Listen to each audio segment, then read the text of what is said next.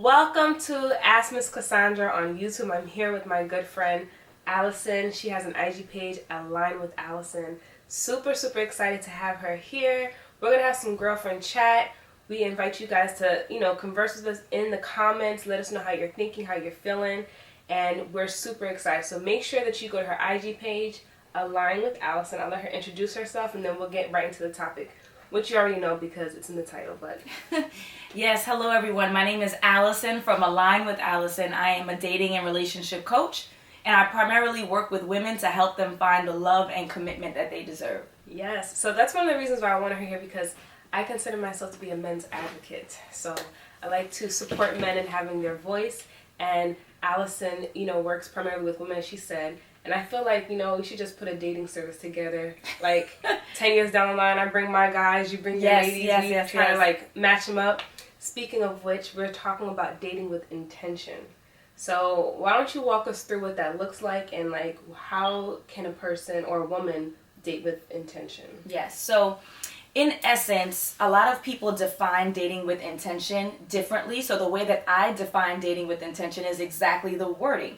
So you are dating, you are going out, you are meeting people with a specific purpose in mind. Right. Usually that purpose is engagement to marriage to children, but it may mean something different for other people. But relatively speaking, we're talking about you are dating, you are going out, you are meeting people with a particular end goal, with a particular purpose in mind. So to answer your question, how do women particularly date with intention? The first thing that I recommend for my clients to do is you have to do self-reflection. Okay. We have to know where we went wrong in our former relationships before we can even get out on the dating scene. Because if you don't know where you went wrong, you're going to continue that cycle. You're going to continue to date the same types of people, right? And if you use the same bricks to build a new house, you're going to end up with the old house, right? So we can't use the same methodology that we've always used. So that's number one. You got to self-reflect. Let's pause, right? So while everybody is gathering, because this is a lot of good content and information. So then, therefore, do you find that when people or when ladies tend to date, are they dating by happenstance in that case? Without any, what are they usually doing that has you even wanting to say, hey, you should be dating with intention? What are they usually doing? So they believe they're dating with intention. Okay. That's their belief. They're saying, I want to be married, and so I'm going to go out on the dating scene, and I'm going to find a gentleman who also wants to be married. I want children. I want a long-term relationship, whatever it may be. So they think that they're dating with intention, but they're not, because there's a lack of focus. If you don't even know where you're coming from, like they always say, you're not going to know where you're going. Right. But I'm going to tell you where you're going. You're going to end up right back to square one because you're dating the same types of people. You're not using any kind of lens, and so you're going to end up making the same mistake. So step one with dating with intention is not even to date. Step one is the self-reflection of where did I go wrong in my former relationships, so that you can sort yourself out before you can even get on the dating scene, so you know what to look for and how to look for it. Got you. It's so funny that you said it, because I remember hearing another coach once said that the way you finished your last relationship is the way you're going to start your next relationship. So you have to kind of go through a purging process. Yes, and well said. I 100% agree with that. So I would say that step one is the self-reflection part, right? So step two? Step two is now you have to work on becoming the better version of yourself. So now that you've done the self-reflection and you know what? For me, I know in my particular case, I was argumentative. I was hard-headed. Those are the characteristics I displayed with my partner before I met my husband. And so I need to figure out, why am I so angry? What's causing my frustration?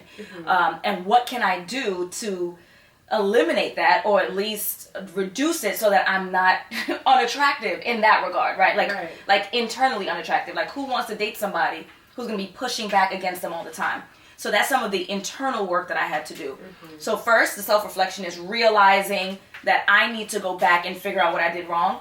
Step two is stepping up to become the best version of you. And again, this is before you even go out on the dating scene.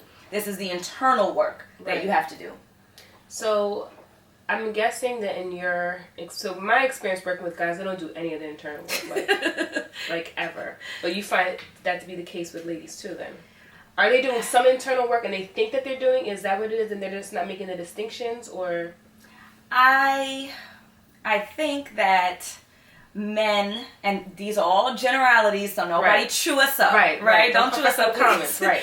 I mean, you can curse us out too, and then we'll respond with respect. So I think that men do not do the necessary reflection because they don't even know that they need to do the reflection. They don't even know that that is a process that should happen. I don't think that I think they lack the awareness to say, maybe I should step back. I think that women are aware that something's wrong. So they have the awareness, but they don't know how to take those next steps in order to correct it. Right. So then after step 1 and step 2, then what? So now we're ready. How many steps are there? So I have a 3-step approach. Okay. So the first one is I call it the SSS approach. So it's, so that's what the girls are referring to, because I've heard like your testimonials when they talk about the SSS approach. Okay, got it. Yes. Okay. Yes. So you know what? I need to reintroduce those videos to my timeline then and bring them up. So the first is the self-reflection. Self-reflection. Then it's stepping up to become the best version of yourself. Gotcha. Right? And then the final step is the sit back. So now that you are working on continuously, because it's a process, continuously working on becoming the best version of you, now you can go into the dating scene, you can sit back knowing that you are the best version that you are, and now you can start to date with intention. Gotcha. So we didn't even get to the dating with intention. This is the pre-work to get to the actual dating part. Got you. So what's different at the point of when they start dating? Okay. So now they've realized where they've gone wrong in their former relationships. They've spoken it. They've written it. They are aware. So awareness is the first step, right? Now that they're aware, they're doing the work. So it's like, okay, why was I so frustrated? Why was I always showing this anger? Why was I so argumentative, right?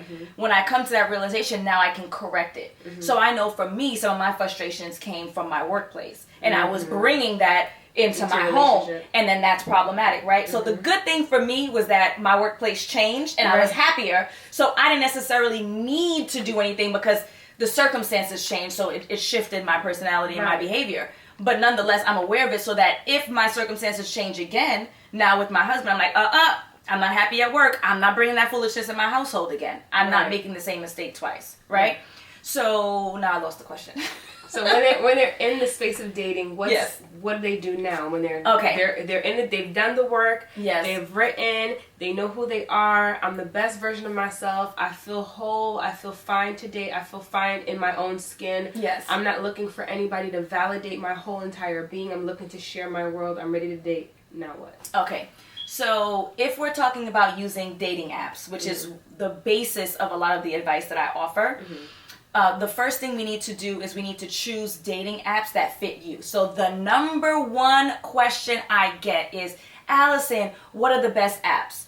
There's no hard and fast answer to that. Because just like any service, they have a tailored audience that they create that service for.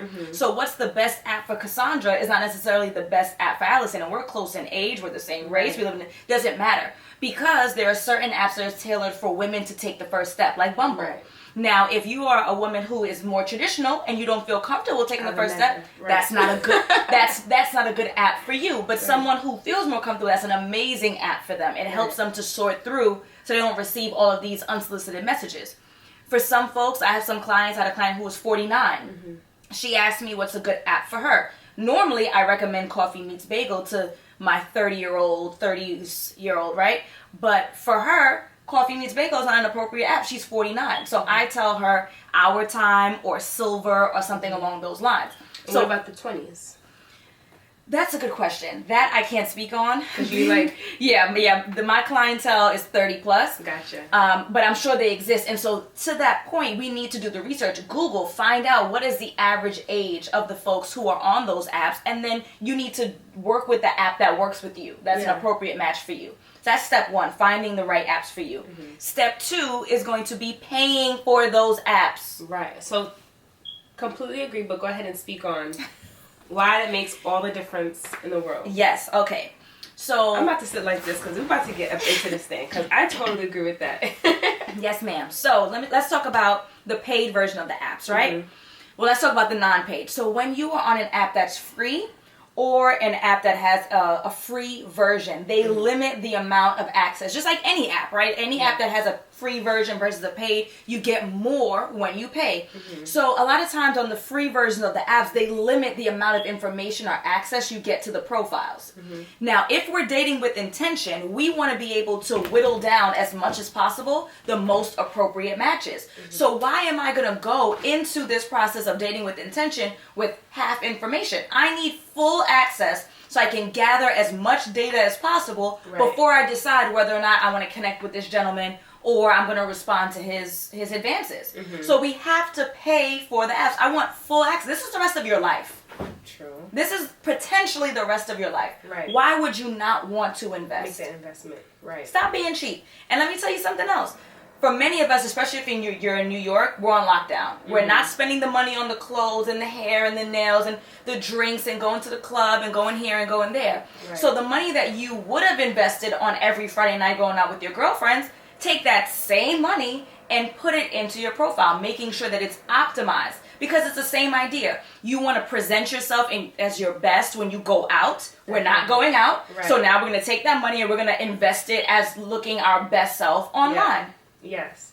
So what I think is different when I work with guys and getting them date ready, the pre-work for me is ensuring that a guy has a mentor. So there for me, and I'm currently single. I was married before, but I have red flags or identified red flags. And when I work with ladies and I tell them, if he doesn't have a mentor, don't date him. If he has a lot of female friends, don't bother. That's just my opinion. And also if he's had a lot of like relationships that haven't gone past the 2-year mark, let that go. You might not want to, and all those three things combined, you're looking at a potential disaster. And one of the reasons for that is because, and this is not a hard, fast rule, there are plenty of gentlemen who don't have mentors, that have female friends, and they're in their own space, or they've never met the one that they could get past the 2 years with, and they're okay. But this is just a general thing to look out for. So one of the best ways for a man to be accountable is with another man. Although I love working with men and I'm curious about the men's experience and I'm able to inspire men, holding a man accountable is a little bit different. I feel like the best person for that is another man. Not to say that women can't do it. I'm just saying ideally. A lot of times when guys have a lot of female friends or lady friends, they don't do too well with men. Hence why he may not have an accountability partner, because those men typically, this is a generalization, I don't know if people can chew me up, but this is a generalization and general observation, is that they struggle with accountability or they struggle with authority. Because when you're allowing another man to present as an authority figure over your life, to recommend what you do, they buck against that, because a lot of times what happens is what I find as a commonality or a common ground is that in the home, the structure for authority wasn't congruent. So they can't really have a boss. They can't really have a mentor. They can't really have an authority figure. And if he can't have that, he's not going to listen to you. A man with a male mentor who's guiding him in his marriage is going to submit to his mentor to preserve his marriage. If he doesn't have that, you can't convince him, you can't inspire him, and neither can anybody else knock some sense into him. So your relationship is going to go into the flames, into the fire. He's probably hard-headed and stubborn, and it's going to take the relationship nearly ending for him to make that change. So that's why I say avoid that. And lastly, when it comes to like the duration of the relationship, personally, just an observation, not a fact, but the first 2 years is the honeymoon phase. And so what happens is that people are longing to chase the honeymoon phase well after it's gone. So when they're dealing with the real, and it's not a matter of, oh, now I see your true colors. Who they showed you that they were in the beginning is a spectrum of part of it. But there's an array. It's like a rainbow. There are more colors to observe and to see.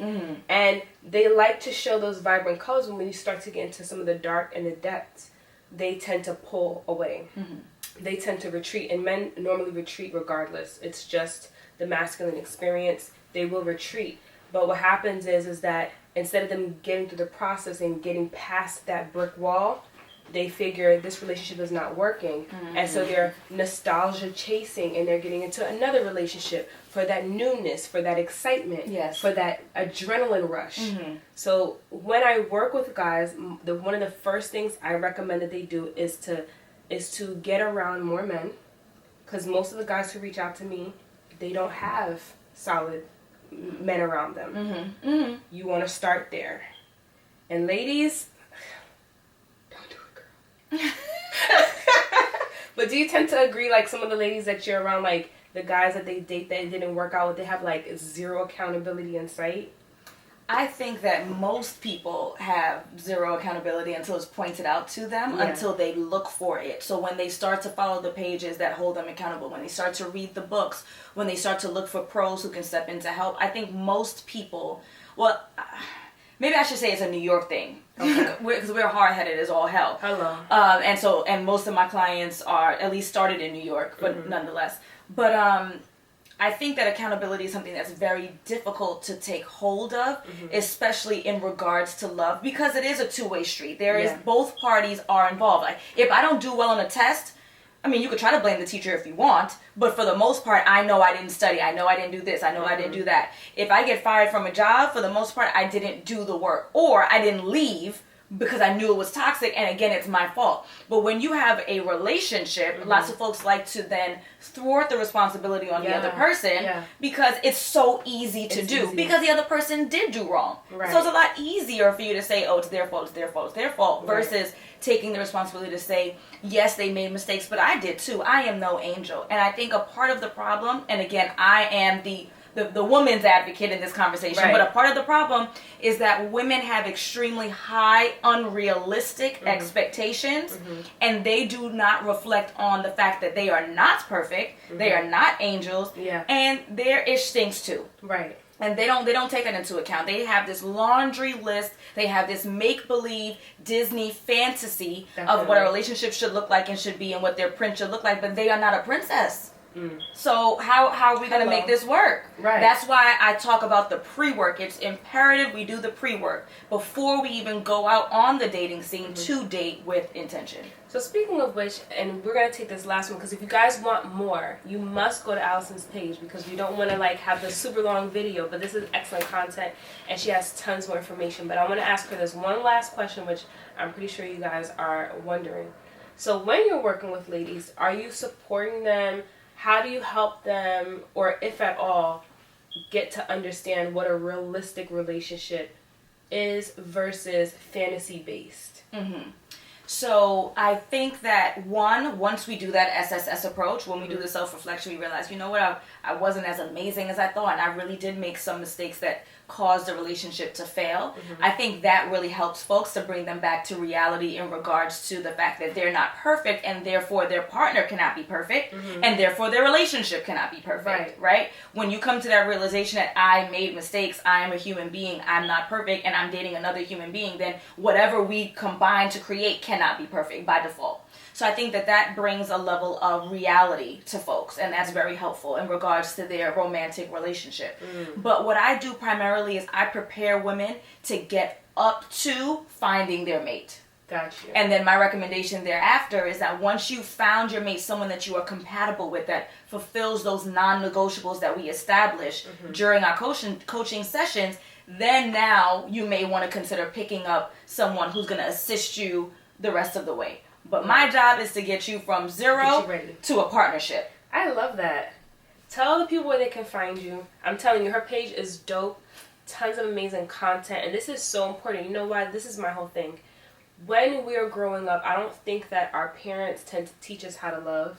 Our parents, and no blame, right? And I'm not saying anybody's parents were terrible. We don't know to do these things. We just have this expectation that people will know how to love themselves, will know how to love, will know how to pick. And nobody really teaches you how to pick, right? So it's really great to have a coach that's going to support you and kind of like fortify you in the spaces where there might be some, you know, some holes or something like that can use some filling, so that you're a better picker. Yes. So tell the people where they can find you. Absolutely. So you can find me at Align with Alison on every platform that exists. Instagram, Facebook, Twitter, Clubhouse, YouTube, Yes. Twitch. Oh gosh, I'm on Pinterest. If you can't find her, you wasn't looking. You weren't looking hard enough. And my website, obviously, Yes. alignwithallison.com. Yes, and be sure to download her free ebook where she walks you through these steps. And if you want to book her to learn how to pick better, go ahead and connect. Thank you guys so much for joining. Be sure to like, share, and subscribe, and get into the comments below. Let us know how much you love this video and what your thoughts are, and what stood out to you. Thank you. Thank you. Thank you, Alison. You're welcome. Thank you. Peace.